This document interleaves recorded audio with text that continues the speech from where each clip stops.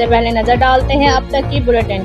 जी बिल्कुल, head slam पर पानी की सतह में मुसलसल इजाफा हो रहा है और इस वक्त हेड स्लाम पर पानी का बहाव 50,000 क्यूसेक रिकॉर्ड किया गया है। नशेबी इलाकों में माराबाद, लखा सलदेरा, बस्ती रहीम नादर, बेनी बलोचावाली, बेनी मियाँ वाली, बेनी जतेरा, बस्ती खजियाँ वाली, बस्ती ममकेरा, बस्ती मुगला, बस्ती मोचियाँ वाली, बस्ती जोइयाँ वाली, मोज़ा कूड़ा, बंडा बाकर शाह के अलावा मुतअद्दिद बस्तियाँ सैलाबी पानी के जद में आ चुकी हैं, जबकि सैकड़ों एकड़ पर खड़ी फसलें भी ज़ेरे आब आ चुकी हैं। रेस्क्यू 1112, महकमा सेहत, महकमा लाइफ स्टॉक के अलावा ज़िले इंतज़ामिया की टीमें इमदादी कामों में मसरूफ़ हैं।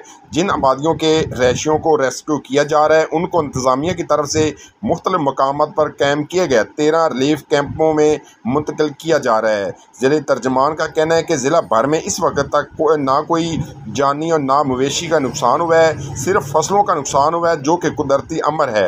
रेस्क्यू टीमें लोगों को महफूज मकामात पर पहुँचाने का ऑपरेशन जारी रखे हुए है।